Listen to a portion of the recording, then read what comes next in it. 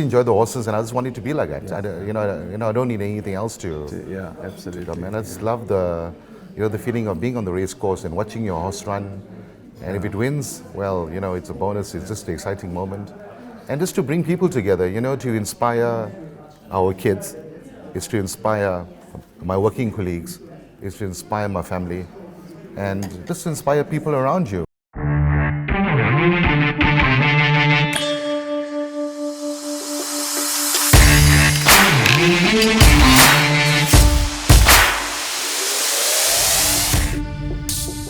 Welcome to another edition of In the Box Seat podcast with myself, Warren Lenferna, Andrew Harrison, my very good friend, and we have a very special guest on today's show.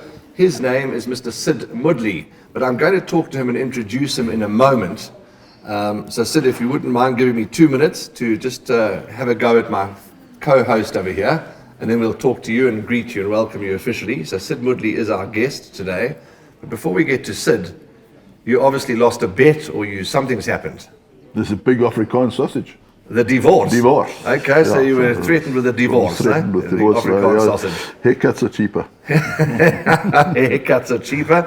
You look smart. The next thing I'd like to speak to your wife about is to ensure that you get a set of shoes on. Oh, Jesus, I had a big fight this morning. Keep quiet. Okay, must I leave it? Is it a sore point? Yeah. Okay. It's lovely to have you here. Nice that you've trotted down the hill. And we're going to have an enjoyable time with Mr. Sid Moodley. Good. Yeah. Lovely. So let me introduce Sid, a new racing man in the industry who has hit the ground running and been a patient man because he's been in for a little while with a couple of runners that haven't really shaped, but my oh my, of late, they're shaping in a big way. Sid is ably assisted by his partner and his racing enthusiast. She's Mesha Naika, who is here today in the background. Nice to have you here, Mesha. Thank you very much. And Sid, welcome to our podcast. Thank you. Thank you, Warren. Now, the very first question, and people might say, Andrew, but why do you start with the same old question? Well, that's how we start the discussion. You can't close the podcast with how did it start for you? How did it all start for you? How did you hear about this beautiful game, horse racing? How did you hear about this magnificent animal, the horse? Well, as a young boy, I grew up in Espingo, and I think it was the late 80s and the early 90s, and there wasn't much to do, but we were involved in sport in the local community, and Claywood Park happened to be down the road, and it was just fresh to go down there and watch the horses, because we would drive past. We used to go down to town, and we would always watch the horses there, and so it's always intriguing, and to go there and spend time with the horses as a young boy growing up. Sid, were you've only recently become a colour holder and an owner fairly recently, is that right? Yes, I did be an owner actually 20 years ago. Oh, okay. Yes, okay. so I did have colours, and I started off with a Shane, a horse with Cyril Naidu at the time, and then I had a few shares. Okay. Then a bit of a rest, and then you back. Yes, so I was too busy in my career, and too busy to enjoy the sport. Okay. And so I had a break, and then I always said I would want to be back someday when I'm more. The 80s and 90s was one of the sort of golden eras of racing. With Claywood and. Yeah, it was magnificent. It was the most beautiful courses, I would think. Yeah. And I saw an article on the Sporting Post the other day. I can't remember what it was related to, you might remember. But there was a beautiful image of Claywood Racecourse that taken from above. Yeah. It was obviously, they didn't have drones in those days, so it was obviously out of an aircraft. But it was a magnificent picture, and it really was a magnificent course. So as far back as that, Claywood Park. So Claywood Park will always have fond memories in your mind. Yes, definitely. I'll always remember that board. Because there'll always be along the M4. Yes. Heading to town, it'll say behind these trees, the fortunes will be made. Okay. And so I think that inspirational words started off my dream. Yeah, sure. To be honest with you. Yeah. Well, now it's a car park. Anyway, that's life, and that's how things unfold. But amazing what Sid says. Those words and that advertising board. Advertising. I mean, those words that were on that advertising board, you know, because you think, well, who reads that? Well, he clearly read it, and here he is today. So advertising is a big thing. Basil Thomas was shrewd then. Yeah. Now, your colours, your silks are magnificent. Who designed them? How did they design? Were they the same silks you had years ago, or they're fresh new ones? No, not really. I was giving much thought because, to me, myself, I mean, marketing and branding is very important because I'm in business as well. Okay. So, you know, and I concentrate a lot on the marketing side and you know, the advertising side of my business. Okay. So blue is my favorite color. Okay. And yeah, so I wanted to add a twist to it with the black and white. And so we sat together with Kamesha and a daughter. And you know, she handles everything with the racing. And yeah, so we put it together. And I like something simple and effective, and something that I could see from, you know, from far. Oh yeah, it is there are stunning colours, but amazing. When we chatted to Mr. Stephen Chetty, his colours were red. He came in his red clothing. There's blue. You can see. I know it's not the same blue as your silks, but blue is the colour. You know, and so everyone has their. Yeah, blue is definitely my favorite color. Yeah. Your trainer, Frank Robinson, and I'm glad that you're enjoying your water because it's a very relaxed environment and you must enjoy yourself. But going back to Frank, how did you meet Frank? I mean, did he approach you? Did you approach him? Did you bump into him at the training tracks? Because a horseman of the highest order, Frank, I mean, you've known Frank longer than I have, an animal lover like you can't believe. He's got the experience and he's just great. How did you meet? A short story. Frank, I met him, I think, early 2000. Okay. Okay, so I'm a close friend of Sid Moodley. Okay, yes. That was doing his apprenticeship with the Browns at the time. Okay, And that's Roy's son, Sid. Yes. Yes, okay. So he was under the wing of Frank. Frank Robinson was so-called in charge of him, you know. Okay. And so I should often visit him, yeah, because I also enjoyed the horses as well. Okay. And so I managed to also buy, I think, 2 horses. I had 2 shares there as well. So Frank used to come around and to the stable as well, you know, just on a social level. And I always admired, you know, the Brown stable at the time. And Selvin also told me, like, you know, how professional Frank is. And you know, and also the knowledge that he has about horses. So I didn't deal with Frank more, you know, more on a friendly basis. Yes, sure. And so I did, so I didn't know of him. So when I was ready to come back into the industry and like get involved in, you know, in buying horses and things, I called Self and I asked him, hey, you know what, I think I need a nice distraction. So he said, now what you thinking? So I said, no, I like to get involved in horses. He said, are you serious? Right, so I said, can you tell me what's going on in the industry? I'd like to find a good trainer. He reckon, no, hey, Frank is still around. I reckon, really? Okay, so Frank and we met again after many, many years last year at the KZN sale. Okay. Okay, at Suncoast. And and the that's rest where it is all history. started. How's that? Frank, I remember Frank when Herman Jr. was training at Ashburton. Frank was his assistant then. Sure. So that goes back into the 80s. Yeah. And so. Jeez, what a lovely story that is. And I did tell him, I mean, many years ago, someday when you're a trainer, yes, I will support you. And so we managed to, and it's something that we could, I think, first you were friends, so you could kind of communicate on a different level because there wasn't any kind of business involved. Yes, absolutely. And so it just started from there, and so where we are 1 year later, and with a good few horses. It's amazing how life pans out, and who you meet, and when you meet them, and the end result. You know, I mean, Warren, it's very important for me in business who I deal with and who I build relationships up with. Yes. You know, it's about communication. It's about, having trust between friends, between partners, between my working colleagues, and if you need to achieve success in whatever you do, you need to be surrounded by the right people. Yeah, absolutely. And I gave it much thought, and I knew that if I want to achieve the success in horse racing, I think Frank will be my man. Yeah, to do it. Yeah, absolutely. Sid, what are your goals in horse racing? I believe you bought quite a few horses. Yes, I didn't plan to, but That's normal. I just love the horses. Yeah. And yes, I mean, ultimately, I want to win a Group 1. Want to win the July. I want to win a Group 1, and that's what I'm here for. Yeah. Well, you got a nice horse that won yesterday. Well, it's time. It's a process.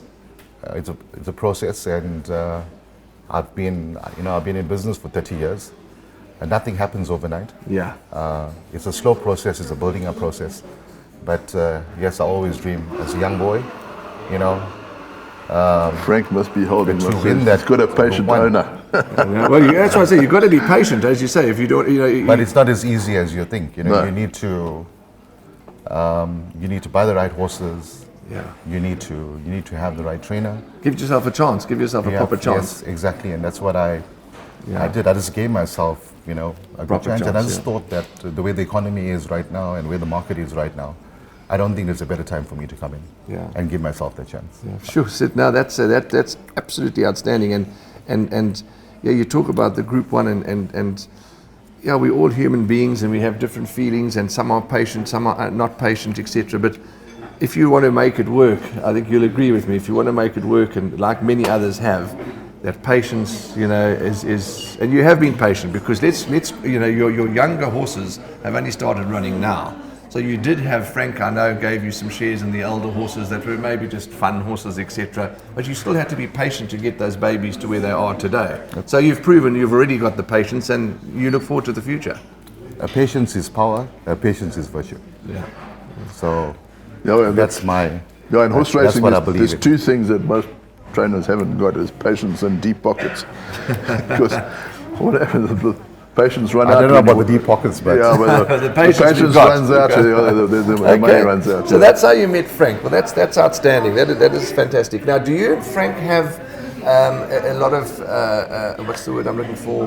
When you go to the sales, does he sort of go and have a look and you rely on his word, or do you also like to look and you sort of work together? How do you do your yearling selections or your horse selections? firstly, horse racing is my hobby, so it's something. I was looking for. You want to get involved with Maybe this time in my life, I was looking for a nice distraction and a nice hobby. Yes. And so it's something that I would love to spend time that also helps me to relax, from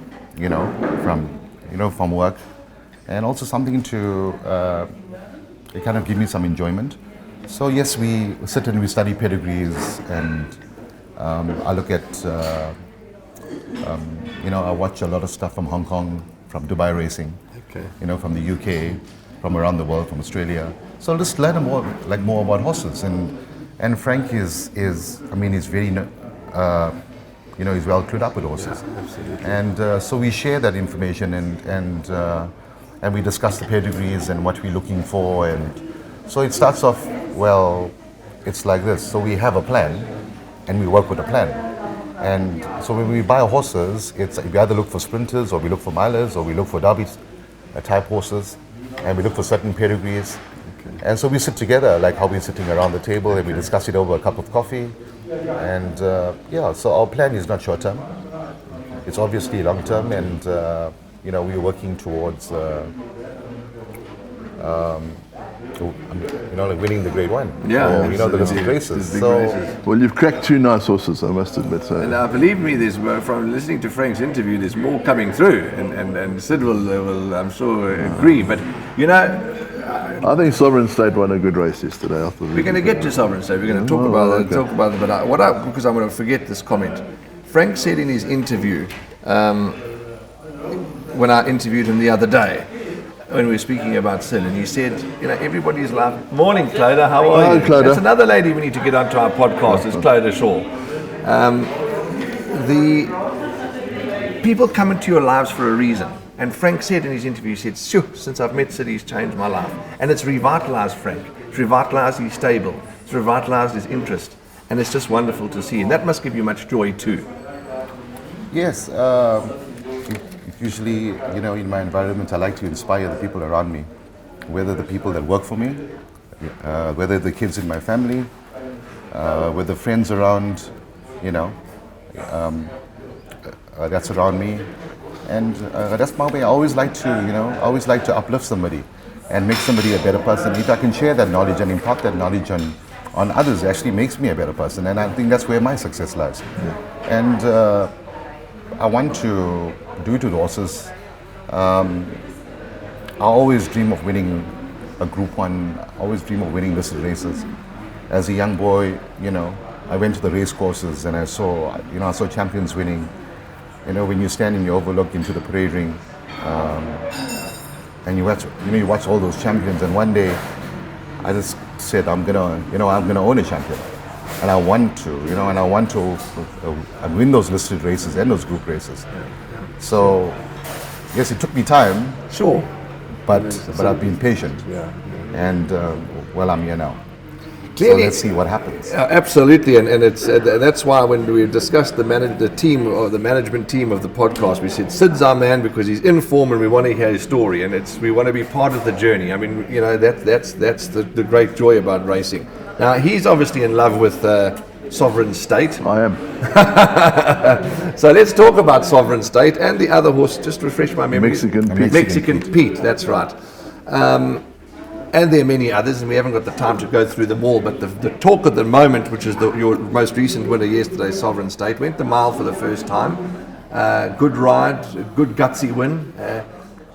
With 100 to go or 50 to go, I thought, well, I don't know if you're going to get there, but the horse made the impression that he wants to win. He's a horse that wants to achieve. That's what I got, because he got up and won a gutsy race. Wow, it was a good performance. Yes. Sovereign State, yes, I think he's a very talented horse. I think he has a lot of scope in him. Yes. He still has a lot of improvement. I think Frank will actually tell you more about it, but I try not to get into that department too much. No. So I just enjoy the racing side of it. But yes, I think he has a good future, and the rest I just leave it to Frank. Do you have will decide?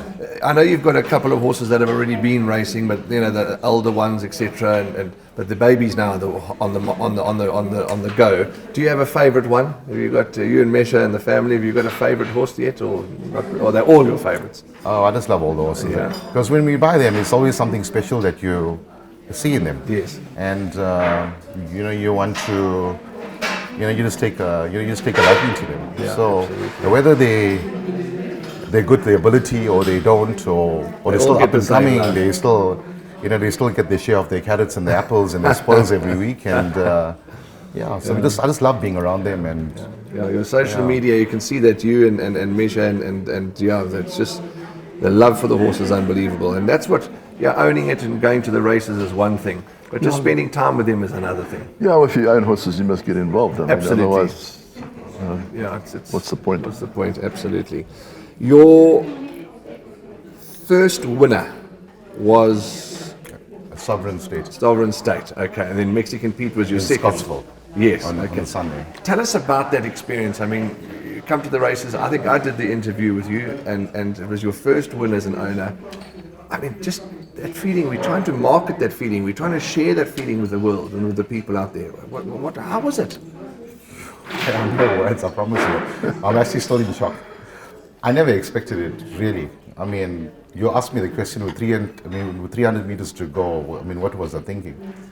I really thought he had no chance. Hey, listen, I knew he's a good horse, but I didn't expect that. I mean, that was out of this world. I mean, his finish was really. He beat a good field that day. A promising field. I mean, I watch him work. He really works well. But I never expected that. Yes. Do you come up often to Sommerfeld?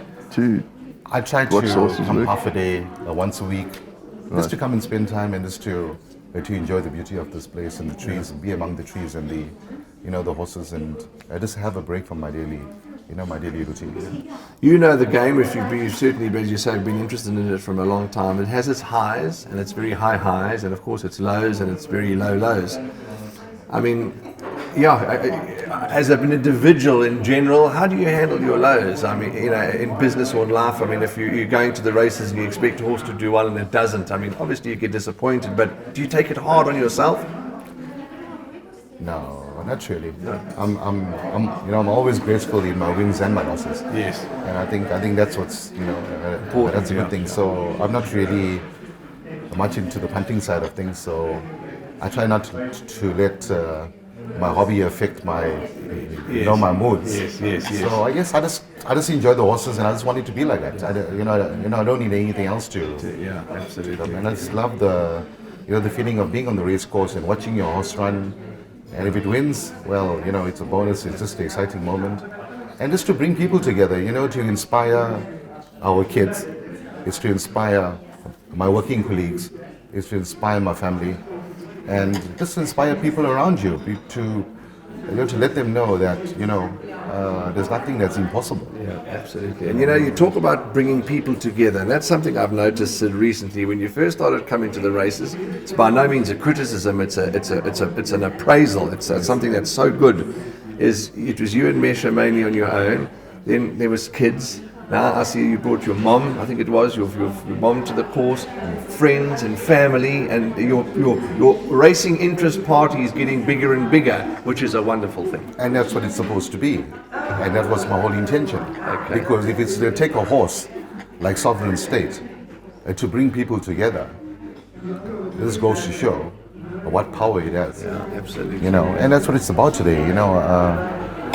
It's just to bring people together and just enjoy the game. I mean, it's a beautiful game we have for everybody, including the race courses, including horse racing, and we like to see it alive. So people and the public can go out there and enjoy it. And I would love to see more owners to get involved, and also families to get involved, and kids to get involved. And yes, I would like to. I'll try to go out my way to inspire people to be more involved. Thank you from us, the racing people who rely on racing as an income, the racing operators and the racing people, because we need to bring people in. We need to bring more interest and more love, as you say, especially the younger crowd. So it's great. It really is great.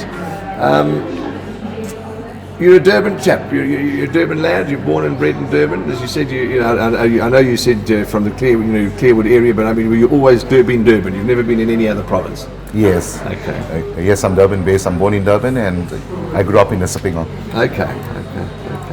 So, Sovereign State, I'm glad you've got a horse now. Finally, you've got a horse that'll keep you interested. I want to follow because I think it will go further than a mile, that's for sure. Yes, yeah, absolutely. Because I know White Chong's horse is no sloucher.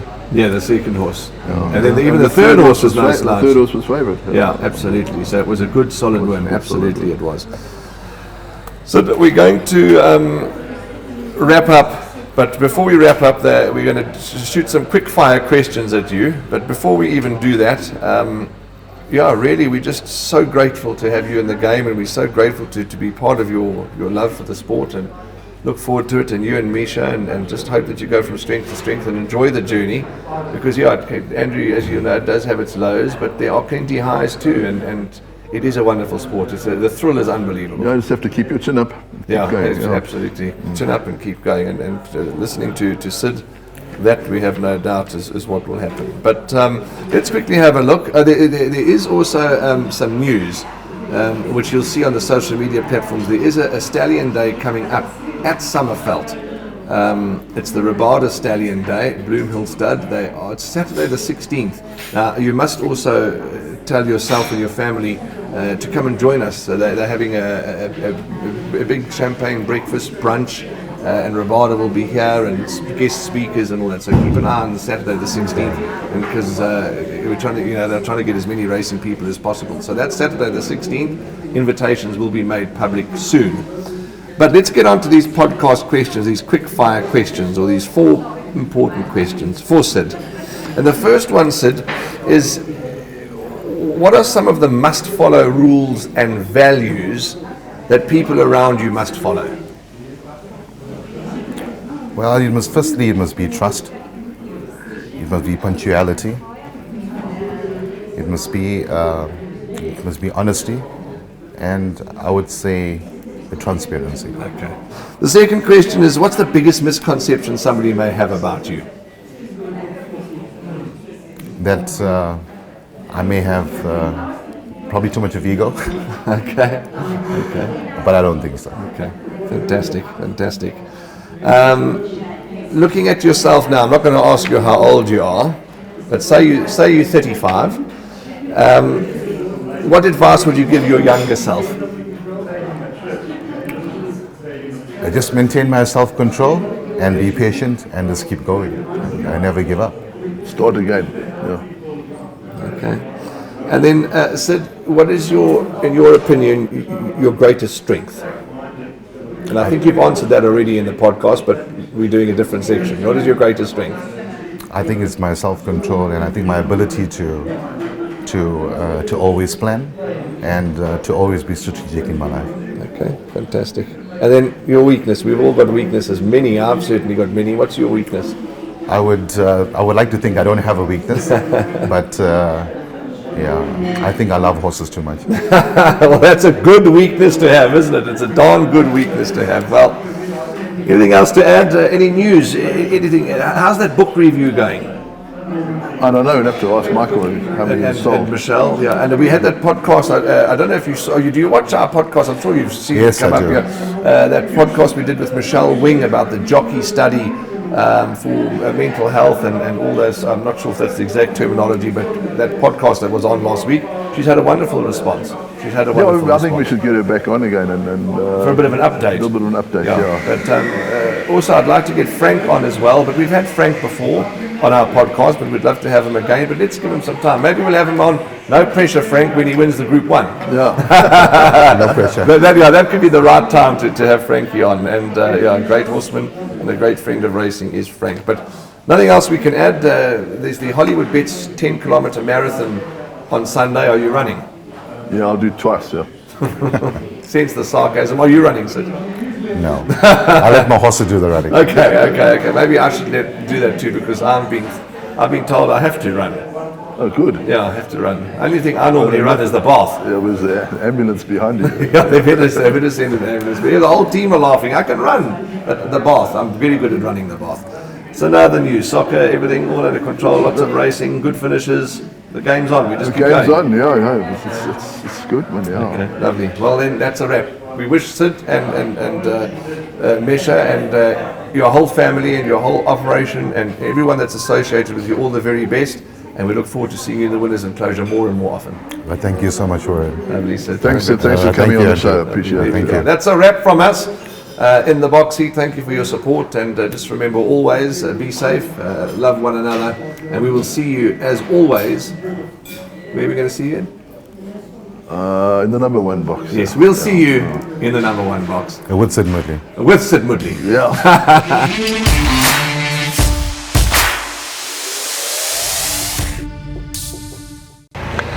Thank you for watching this week's episode of In the Box Seat podcast right until the very end. And we hope that you enjoyed it, because we certainly did.